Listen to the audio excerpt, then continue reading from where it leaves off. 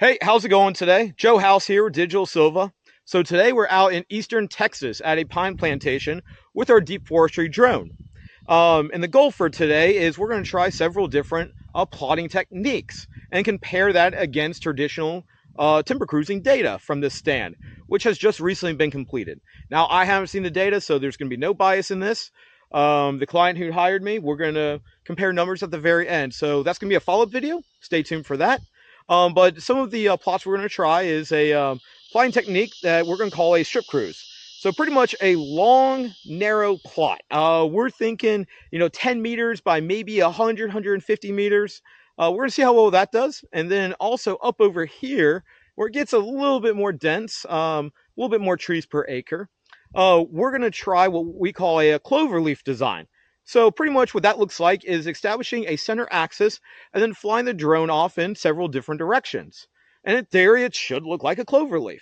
So yeah, we're going to give those two plotting methods a try and see how well the drone does and see what's more efficient.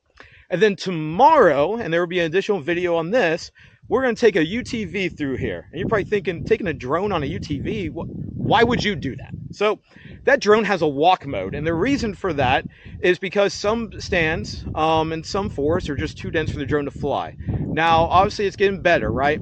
This technology is at the very cutting edge of what we have, but there's still just some stuff that unfortunately is a little bit too dense to fly. So that walk mode allows you to go to a plot center and just walk around with it. Thus, it becomes a terrestrial LiDAR sensor pretty much. So with that being said, we're going to try utilizing that mode on the drone in conjunction with the UTV. So hopefully we can cover a lot more ground quicker.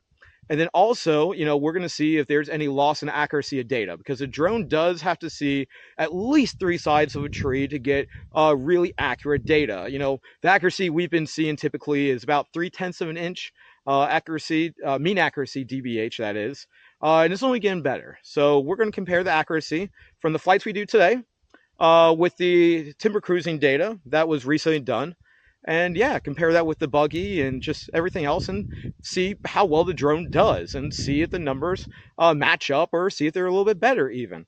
So with that being said, stay tuned for those follow-up videos and have a great day.